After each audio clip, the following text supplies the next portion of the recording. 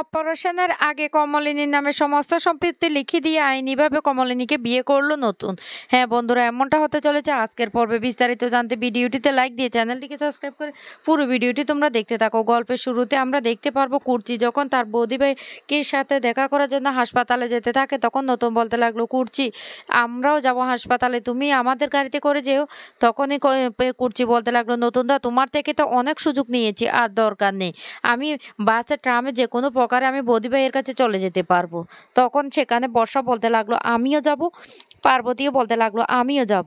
কুর্চি তখন বলতে লাগলো, কেন পার্বতী, তুমি কেন বৌদি ভাইকে দেখতে হাসপাতালে যাবে? কারণ বৌদি ভাইয়ের সাথে তো তোমার তেমন একটা ভাব ছিল না, আর অযথা হাসপাতালে গিয়ে ভিড় বাড়ানো তো কোনো দরকার নেই। পার্বতী তখন বলতে লাগলো, হ্যাঁ নেই, তারপরও মানুষটা এতটা অসুস্থ, ওকে একবার দেখতে তো যেতেই হবে। বর্ষা তখন বলতে লাগলো, আমিও যাব। মানুষটা হঠাৎ করে কী থেকে কী হয়ে যায় এখন তো আর কিছু বলা যায় না, এই রোগ থেকে অন্য অনেক কিছু হয়ে যেতে পারে। বুবলে তখন বলতে লাগলো, খবরদার বর্ষা, তুমি আমার মায়ের সম্বন্ধে এসব কথা বলবে না। তখন কমলিনীর শাশুড়িও বলে উঠে, আমিও বৌমাকে দেখতে যাব ভেবেছি। এই কথা বলতে বড়টা আমি তখন বলে উঠে, কিরে লক্ষ্মী, তুই এখন বৌমাকে দেখতে হাসপাতালে যাবি? তখনই লক্ষ্মী বলে উঠে, আরে আমি বৌমাকে যতই গালিগালাজ করি না কেন, বৌমা তো আমাদের ভালোই করেছিল। ও এ কথা বলতে তখন বড়টা আমি বলতে লাগলো, কেন তুই কি সেটা বুঝতে পেরেছিস? এখন বুঝতে পেরেছিস? তখন কমলিনীর শাশুড়ি বলতে লাগলো, হ্যাঁ বুঝতে পেরেছি, সেই জন্যই তো বৌমার সাথে দেখা করতে যেতে চাইছি। তখন কুর্চি বলতে লাগলো, নতুন দা তোমাকে একটা কথা জানিয়ে দিই, আমি না এবার থেকে এ বাড়িতে আর থাকবো না, কয়েকদিন বৌদি ভাইয়ের সাথে থাকবো, তারপর একটা বাড়ি দেখেছি সেখানে শিফট করে যাব। কমলিনীর শাশুড়ি তখন বলতে লাগলো, হ্যাঁ রে কুর্চি, তুই তোর ছেলের বিয়েতে যাবি না? কুর্চি তখন বলতে লাগলো, হ্যাঁ যাবো তো। কেন মা? তা নিয়ে তো তোমার চিন্তা করার কোনো দরকার নেই। আমার ছেলের বিয়েতে আমি যাব কি যাব না সেটা একান্তই আমার ব্যক্তিগত ব্যাপার। আর সেই দায়িত্বটুকু না হয় আমার উপরে ছেড়ে দাও। তারপর আমি আজ ই যে বাড়িটা দেখছি সেখানেই চলে যাব। তখন বলতে লাগলো, আমার কি হবে? কুর্চি তখন বলতে লাগলো, নতুন দা তো বেশ বলেছিল, তোমার দায়িত্ব নেবে সারা জীবন। এখন না হয় তোমার দায়িত্ব নেবে। তখনই বুবলাই বলে উঠে, না, কারো দায়িত্ব নিতে হবে না। আমি তো এই বাড়ির বড় ছেলে। আমি দায়িত্ব নেব। ঠাম্মি তুমি আমার সাথে থাকবে। আমি তো একটা বাড়ি খুঁজছি। বাড়ি খুঁজে পেলে আমি তোমাদের সবাইকে নিয়ে একসাথে থাকবো। কচি তখনই বলে উঠে, কেন রে বুবলাই? আমাদেরকে অপমান করার জন্য? শুধু অপমান হওয়ার জন্য না, আমরা তোর সাথে থাকতে চাই না। বর্ষা তখন বলতে লাগলো, পিসিমণি, সবসময় কি বুবলাই তোমাদেরকে অপমানই করে? তুমি কি সেটাই দেখেছো? কচি তখন বলতে লাগলো, তোমার মুখ থেকে আমি কোনো কথাই শুনতে চাই না। কোনো কথাই শুনতে চাই না। আর নতুন দা, তোমাকে একটা কথা আমি স্পষ্ট জানিয়ে দিই। তোমাকে কিন্তু আমি ই ই প প নতুন দা বলেই ডাকি। আমার দাদার পরে কিন্তু আমি তোমাকে স্থান দিয়েছিলাম। আজকে আজকে আমি না আর তোমার থেকে কোনো সুযোগ সুবিধা নিতে পারবো না। কারণ তোমার থেকে সুযোগ নেওয়ার থেকে আমি বাসে ট্রামে চড়ে প্রদীপ ভাইয়ের কাছে যাওয়া অনেক ভালো। পার্বতী তখন বলে উঠে, কেন করছি? তোমার নতুন দা তোমার সাথে কি এমন করেছে? তোমাকে তো কোনো বকাঝকা করেনি, আর আমার জানা মতে কমলিনীর সাথেও তো কোনো খারাপ আচরণ করেনি। তখনই কুর্চি বলে উঠে, শোনো পার্বতী, তোমাকে একটা কথা বলি, তুমি না আমাদের মাঝখানে একদম কথা বলতে আসবে না। তুমি বিয়ে করার আগে নতুনদার আরেকটা অতীত ছিল, আর তখন তুমি ছিলে না, তাই আমরা সেই অতীত নিয়ে যখন কথা বলছি, এখন তুমি মাঝখানে কথা বলতে আসবে না। তোমার স্বামী, তুমি কথা বলতেই পারো, তবে এখন না। তোমার স্বামী যেহেতু, যখন তোমাকে নিয়ে কথা উঠবে তখন তুমি বলবে। আর এখন কি নতুনদার সাথে কথা বলতে গেলে তুমি সবসময় কথার মাঝখানে উত্তর দেবে, আর তোমার প্রশ্নের উত্তরে কি আমাদেরকে দিতে হবে? পার্বতী তখন আর কোনো কথাই বলে না। এদিকে বর্ষা তখন বলতে লাগলো, না, না, আমিও যাব, আমিও হাসপাতালে যাব। তখন বুবলাই বলতে লাগলো, কেন? তুমি হাসপাতালে কেন যাবে? বর্ষা তখন বলতে লাগলো, আমি যদি হাসপাতালে না যাই তাহলে লোকে কি বলবে? আর ওখানে মিটিল সবকিছু দখলদারি করবে। আমি তো ওনার বড় ছেলের বউ, আমারও তো দায়িত্ব আছে। বুবলাই তখন বলতে লাগলো, ও লোকে কি বলবে সেই জন্য তুমি যাবে? বর্ষা তখন বলতে লাগলো, না সেই জন্য না। উম মানুষটার এত বড় একটা অসুখ হয়েছে, সে বাঁচবে কি বাঁচবে না তার নেই ঠিক। এ কথা বলতেই তখন বুবলাই রেগে যায়। রেগে গিয়ে বলতে লাগলো, শুনো, শুনো তো, খবরদার, তোমাকে আমি একটা কথা বলছি, তুমি এইভাবে কথা বলতে পারো না।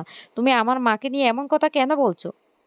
তখনই নতুন বলতে লাগলো, শুন বুবলাই, তুই এভাবে রেগে যাস না। হ্যাঁ, আজকাল একটা রোগ থেকেও কত ধরনের বিপদ হয়ে যেতে পারে, তাই তোকে আমি বলছি, তুই এইভাবে রিয়েক্ট করিস না। তোর মা যদি ভালো ভালো সুস্থ হয়ে যায় তাতে তো আমাদের সবারই ভালো। আর একটু তো টেনশন সবারই হয়, তা সেই তো। বুবলাই তখন বলতে লাগলো, "না বর্ষা, তোমাকে যেতে হবে না, আমি বলে দিচ্ছি। তুমি ঘরের মধ্যে দরজা বন্ধ করে বসে থাকো, আমি আমার মায়ের কাছে যাচ্ছি।" এদিকে কচি পৌঁছে যায় সেখানে, আর গিয়ে বলতে লাগলো, "বৌদি ভাই কেমন আছো?" তখনই কমলিনী বলতে লাগলো, "ভালো আছি।" মিটিল তখন বলতে লাগলো, "কাকিমা তোমার কি টেনশন হচ্ছে? তোমার চোখ মুখগুলি শুকিয়ে গেছে?" তখনই সেখানে বুবলাই চলে আসে, আর বুবলাই এসে বলতে লাগলো, "মা, মা আমি এসেছি।" কমলিনী তখন বলে উঠে, "কেন? কেন এসেছিস সেখানে? বা তুই এখানে আসার তো কোনো দরকার নেই।" বুবলাই তখন বলতে লাগলো, "মা আমি তোমার বড় ছেলে। তোমার জন্য আমার কতটা চিন্তা হয় তুমি সেটা বুঝো না? বুঝো না তুমি?" তখন কমলিনী বলতে লাগলো, "না বাবা, ও সবকিছু বুঝি। কিন্তু তো তো এখানে আসা উচিত হয়নি।" আর তখন সেখানে পার্বতী চলে আসে নতুনকে নিয়ে। পার্বতী এসে বলতে লাগলো, "কমলিনীদি তুমি কেমন আছো?" কমলিনী তখন বলতে লাগলো, "ভালো আছি। কেন এসেছো পার্বতী এত কষ্ট করে?" পার্বতী তখন বলতে লাগলো, "তুমি কি বলছো? আমি আসবো না? তোমার এতটা বড় অসুখ হয়েছে?" নতুন তখন বলতে লাগলো, "কমলিনী এক্ষুনি এখানে লইয়া চলে আসবে। তোমাকে একটা সাইন করতে হবে।" কমলিনী তখন বলতে লাগলো, "কিসের সাইন?" "এই সাইনটা আমার অপারেশন পরে করলে হয় না?" নতুন তখন বলতে লাগলো, "না, এটা এক্ষুনি করতে হবে। আর আমি জানি তোমার তো এখনো অপারেশন শুরু হয়নি। তার আগে সাইনটা করতে তোমার কোনো অসুবিধা হবে না।" তখনই মিটিল রেগে গিয়ে বলতে লাগলো, "নতুন কাকু, তুমি এতটা স্বার্থপর কখন হলে?